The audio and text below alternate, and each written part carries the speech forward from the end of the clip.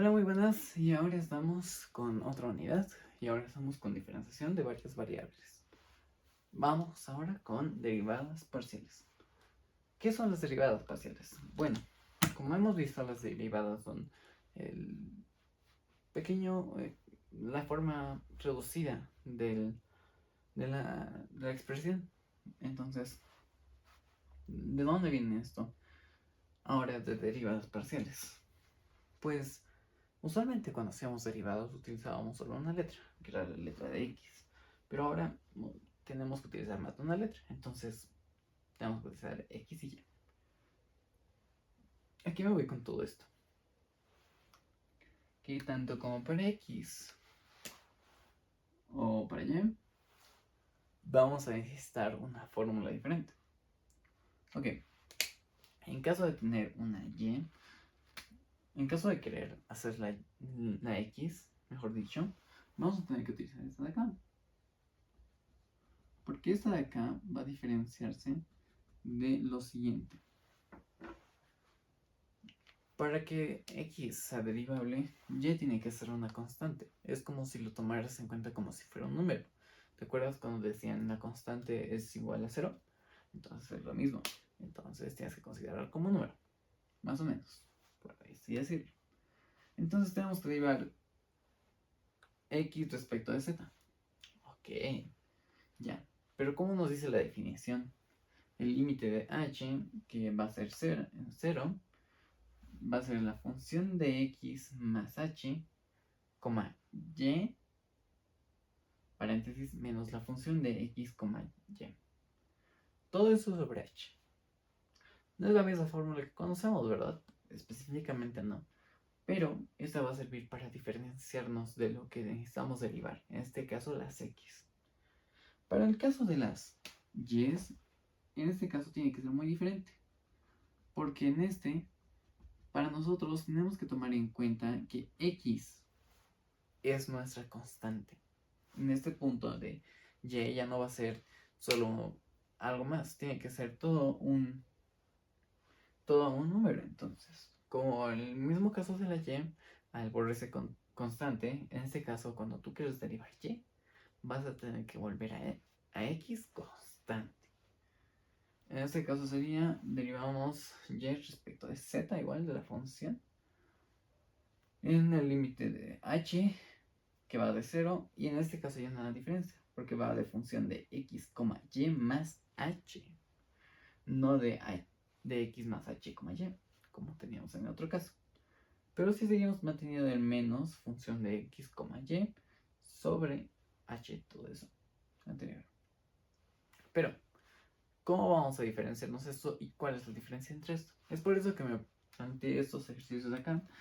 Primero este y luego este de acá. Bueno, prácticamente es un mismo ejercicio, pero es lo que se nos pide buscar.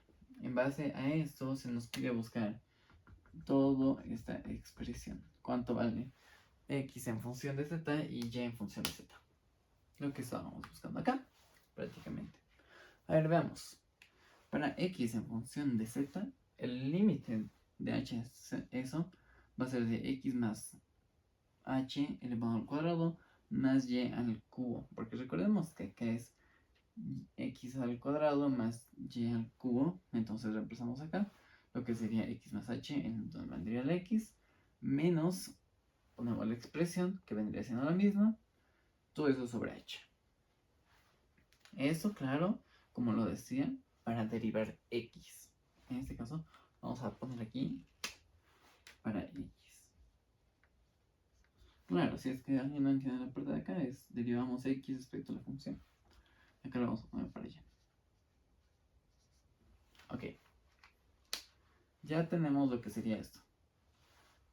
¿Qué prosigue? Ya hemos intercambiado los pasos. Ahora, seguimos intercambiando. Vemos x en función de z.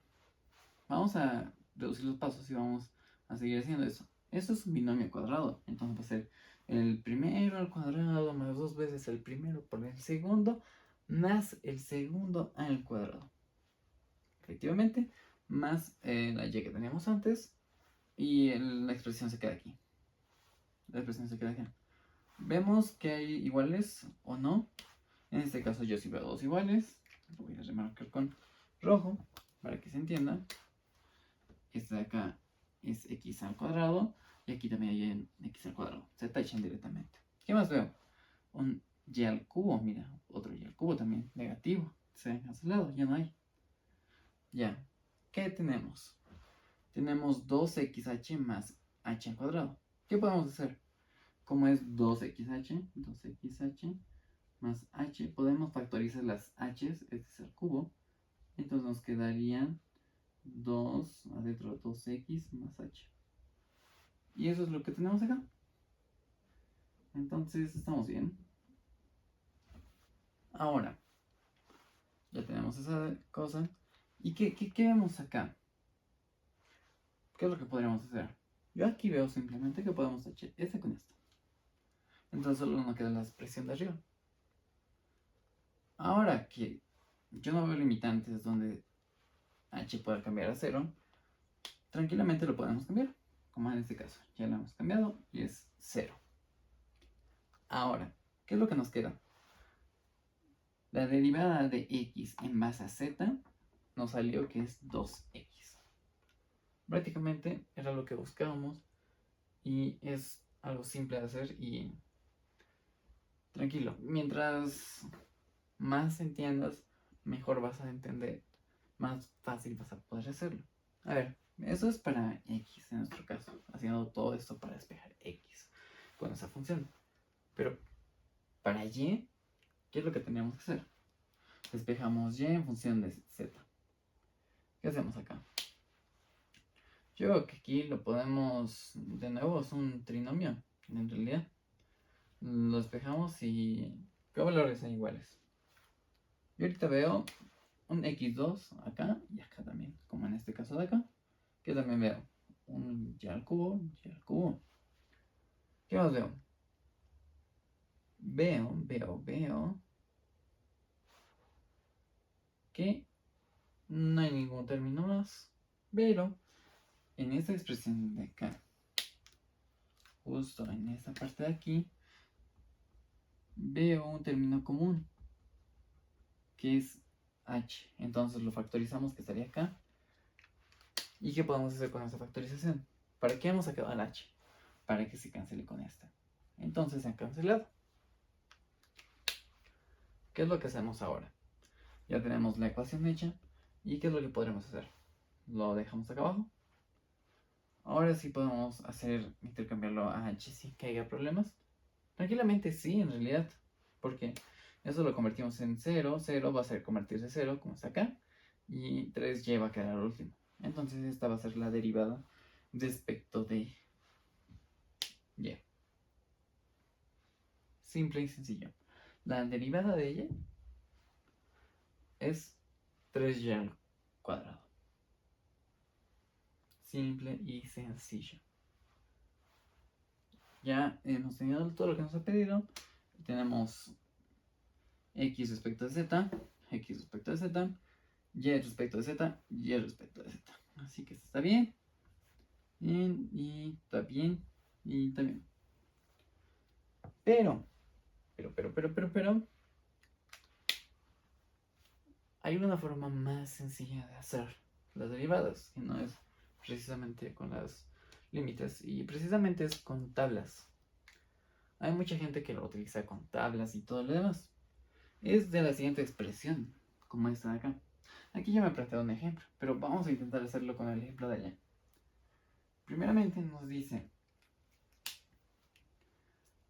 y respecto de z y y x respecto de z y y respecto de z. ¿Qué es lo que tenemos acá? En vez de escribir toda esta notación, solo ponemos z sub x y z sub y en este caso. Entonces, ¿qué podemos hacer?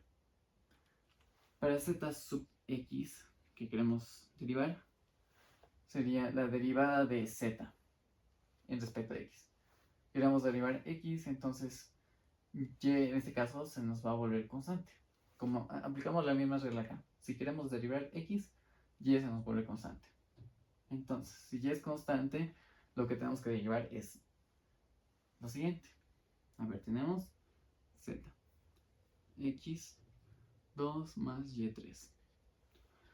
Entonces, y se va a volver constante en este caso. Vamos a derivar x. Y es constante. Y constante. Ok, entonces, ¿qué sería acá? Bajamos el 2. Distribuimos primeramente aquí a ambos lados la derivada, como usualmente lo hacemos. ¿Ya? Entonces, ¿qué hacemos acá? Bajamos el exponente y eso se convierte en 2x. La derivada de una constante, que en este caso recuerden que es una constante y. ¿Cuánto es la derivada? Es 0. Entonces lo mantenemos ahí. Ok, y a ver, veamos para el caso de x, de y. Entonces x se va a volver constante.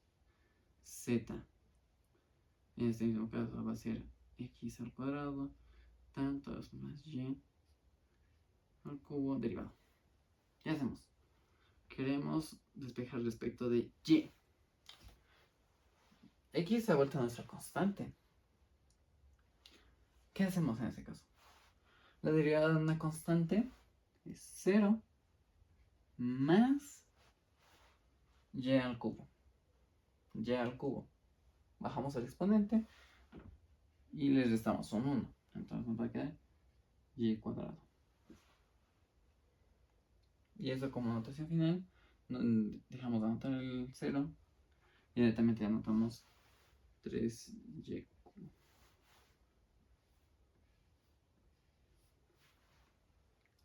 Y ahora vemos si son los mismos resultados. Para x nos salía 2x acá, y aquí igual nos sale 2x, así que estamos bien.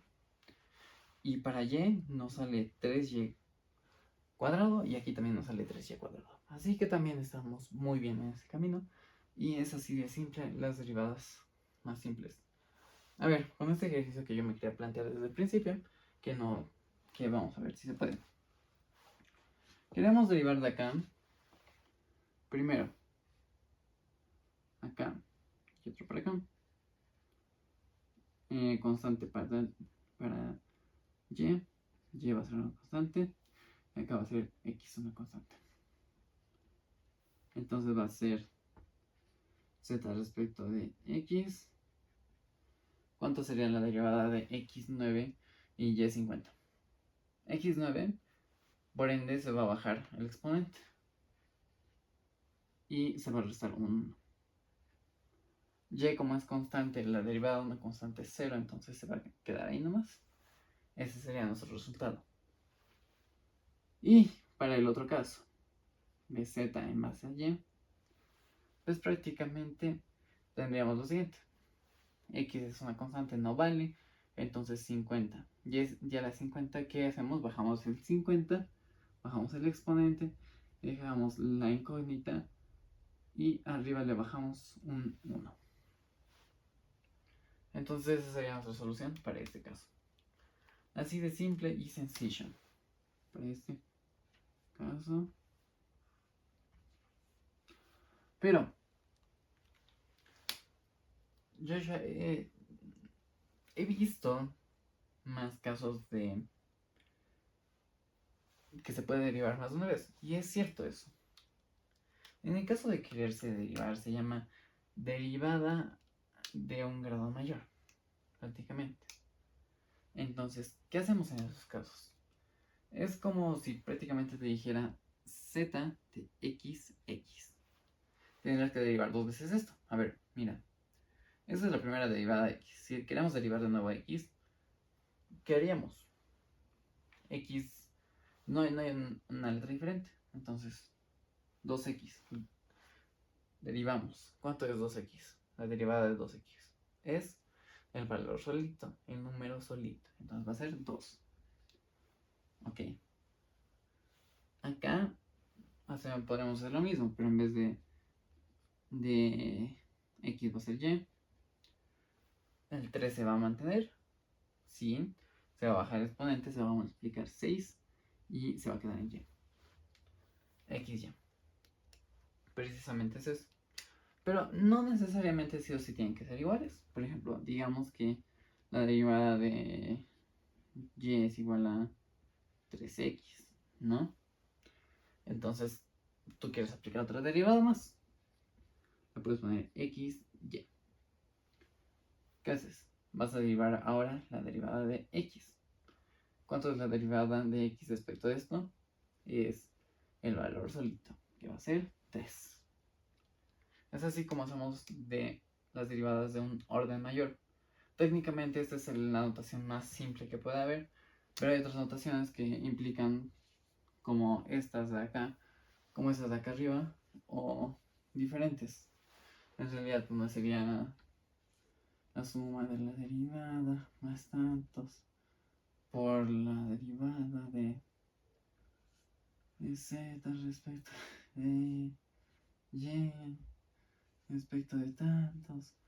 Y así se va a ir aumentando en ese orden y haciendo, pero la notación más simple que puede haber es esa para derivadas de este tipo. Y prácticamente eso sería todo en cuestión de derivadas por el momento. Ahora sí, continuemos.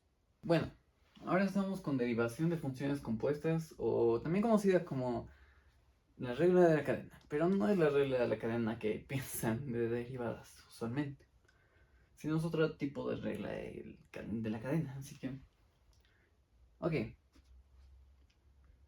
¿qué queremos analizar? ¿Qué es lo que tenemos acá? Tenemos una función y dos ecuaciones más. Lo que podemos analizar de acá es que queremos encontrar en base a z, por así decirlo, en base a z, queremos encontrar, a ver, en base a z, queremos encontrar t. Pero ¿cómo es que llegamos ahí? Pues es muy simple, tenemos que analizar cómo funciona esto. Z comienza de la siguiente manera. Es una variable sola. Pero ¿qué dice que es igual a una función que tiene x y y? Ok, tiene una variable que tiene x y tiene y. Bien. Vamos armando los pasos.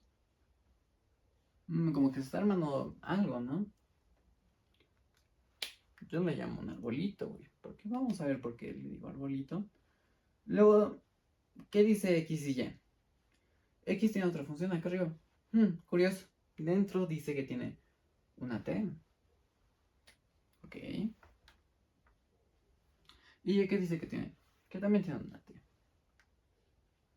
Oh, curioso. Los dos han llegado a la t. Y es aquí donde yo le llamo la regla de la cadena.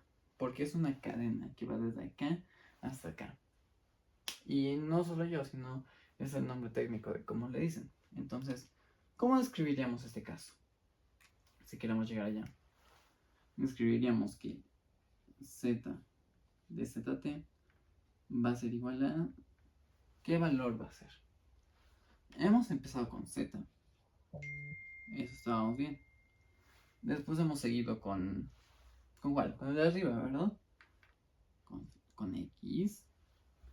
Estamos bien. Luego, ¿qué valor ha seguido? Luego el que estaba caminando por detrás era la x. ¿Y hacia dónde ha ido? Hacia la t. La z estaba atrás, ha ido hacia la x. La x ya estaba atrás y después ha seguido hacia la t. Ok, interesante. Pero, ¿te das cuenta que si esto y esto lo tachamos, ya nos da esta ecuación? Pero como que algo más falta acá. Falta la otra t que está acá. Y para eso la tenemos que sumar. Le sumamos. ¿Cuál es el otro camino para llegar a la t? Es igual, empezamos desde la z, pero esta vez no tomamos el camino de las x, sino tomamos el camino de la y. ¿Y a dónde se continúa? Sigue en la y, pero se va hacia la z, hacia la t, en este caso, perdón. Y aquí de igual manera, es que tachamos este y este, nos daría la misma ecuación. Claro, hay dos t's, es cierto. Entonces la ecuación tendría que repetirse la misma, porque esa es la solución para esto.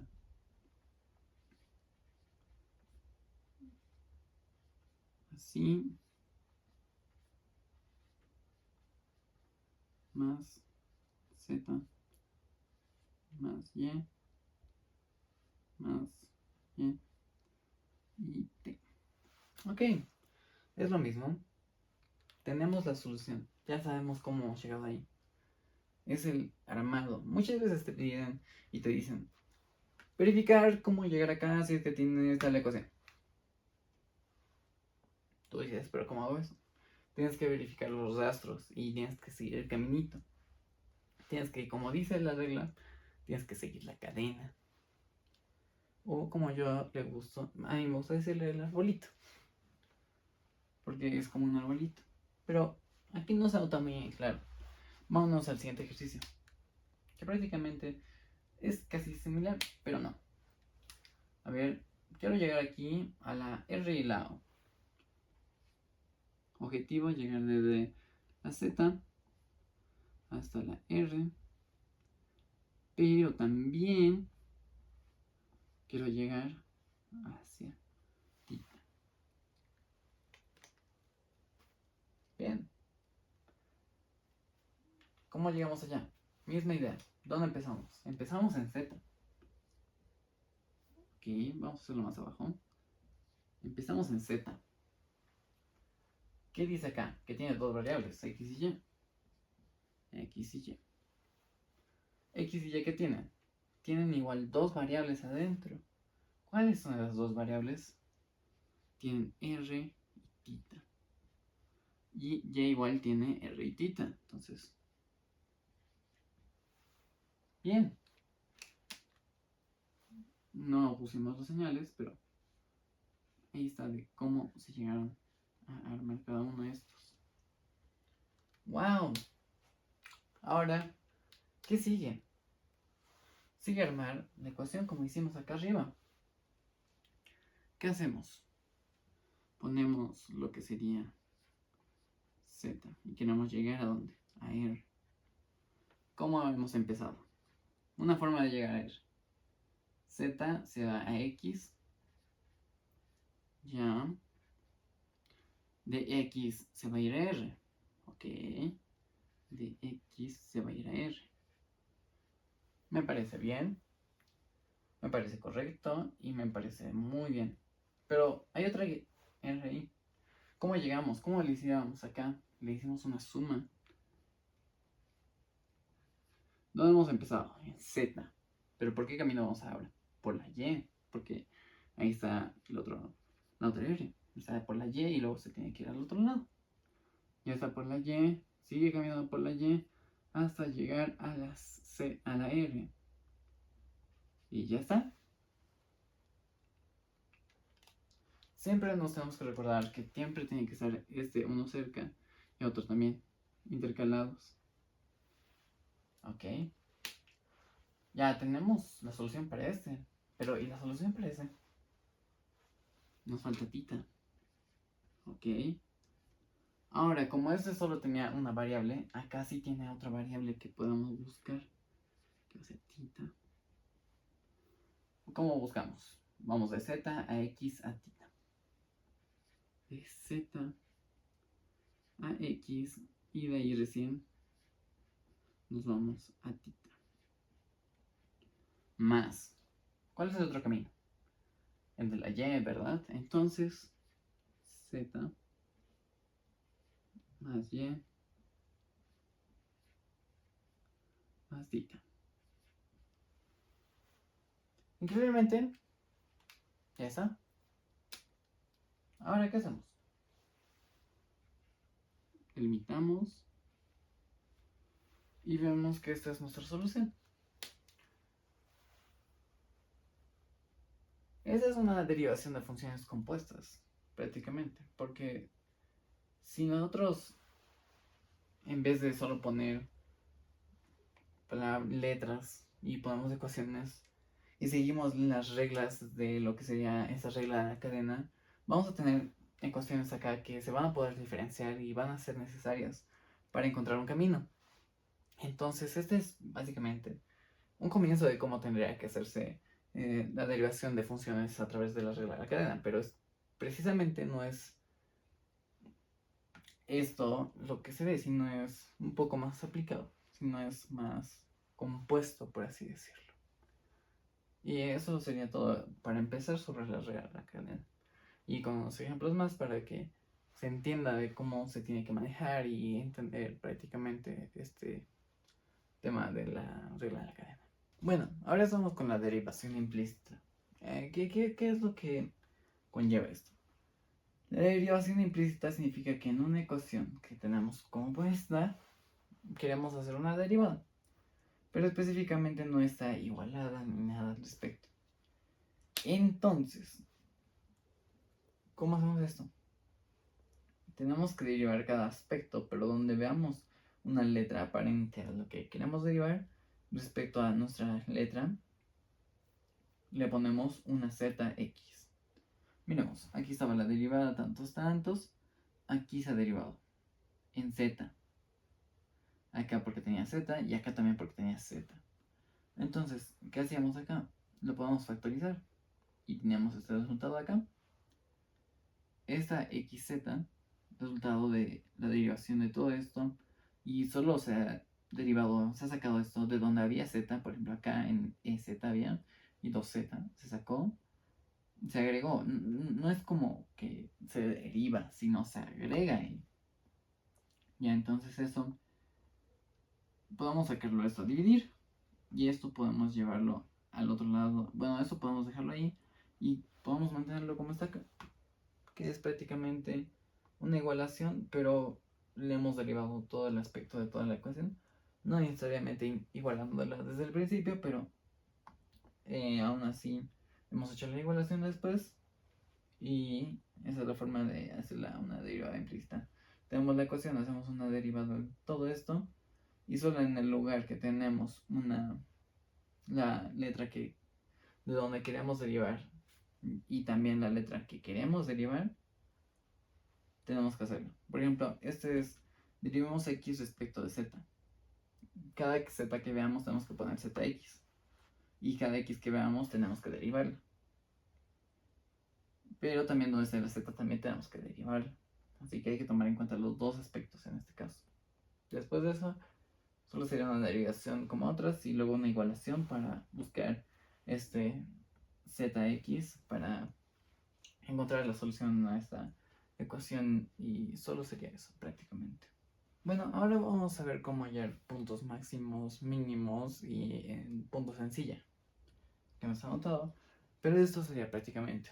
Miren, tenemos la ecuación que sería en este caso z es igual a menos 71 más 12x más 32y menos y al cuadrado menos 4y al cuadrado. ¿Qué es lo que tenemos que hacer? Primeramente, paso 1, tenemos que hallar las derivadas, las primeras derivadas y las segundas. Ahora, ¿a qué nos referimos con eso? A las de primer grado y las de segundo grado. Primer grado con solo una vez y las de segundo grado con 2 veces. En esta ocasión hemos hecho con x y salía 2, 6x y el otro salía 32, 8y. Pero para x salía menos 6, para zyy salía menos 8, para zxy sale 0, para zyx vale 0 también. Ahora, igualemos las ecuaciones que decía acá. Igualemos esa de acá con esa de acá y esas dos las igualaremos a 0. Acá nos sale con una igualación. ¿Cuánto nos saldría esto? Nos sale que x va a valer 2 y y va a valer 4. Este va a ser el punto en sí. Ahora, existe un punto máximo. Ese es el punto máximo en teoría, que tendría que valerse, pero no. No nos adelantemos. Así que vamos al siguiente. ¿Qué sería? Hallemos el hessiano. ¿Qué es el hessiano? Es prácticamente hallar un valor, otro valor a esto. ¿Cómo lo hacemos? Vamos a buscar a, que sería el hessiano, de z', de z, de segunda, zxx, zyx, zxy y zyy. Buscamos los valores. Zxx, aquí está. Zxy, zxy 0, 0. Zyx, zyx, yx, este de acá. Y zyy, que este de acá. Y estamos bien. ¿Qué hacemos acá? Hacemos la multiplicación. 6 por 8, 28 por menos 0, 0. 0, 0 va a ser 48. Así que así de sencillo. El hessiano evaluado en el punto PO, que era el que sacábamos hace rato. Vamos a buscarlo. El hessiano en ese punto, evaluado en ese punto. Como no hay incógnitas a las que cambiar el valor, solo se queda el mismo valor. Si hubiera una X en cambio, sí se cambiaría el valor, pero en este caso no afecta nada en este caso. Ahora vamos a ver el criterio de hessiano. APO es 48 es mayor a 0, existe un extremo para PO. Y si no es mayor, no existe un extremo en total. ZXX PO del punto de origen, menos 6.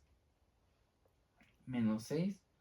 Existe un valor, no afecta en nada y existe y es menor a 0. Entonces existe un punto máximo en PO. Evaluamos PO en Z. A ver, vamos a evaluar en la ecuación. Vamos a verlo. 2, 4. 2 y 4. En donde sería en X y Y va a valer. X va a valer 2 y Y 4. Vamos a evaluarlo y nos va a dar esta ecuación, que sería Z máximo, que va a ser el valor máximo de nuestra gráfica, el valor máximo de nuestra ecuación. El punto en sí ya también podría ser. Eso sería el punto máximo o el punto mínimo. Dependiendo de cuánto salga acá, va a definir si es un punto máximo o un punto mínimo. Si es que es mayor, es igual a un punto máximo. Y si es que es igual, pues es un número interpretativo diferente. Y prácticamente sería eso. Para hallar el hessiano de un máximo, un mínimo y un punto en silla. Eso sería todo. Muchas gracias.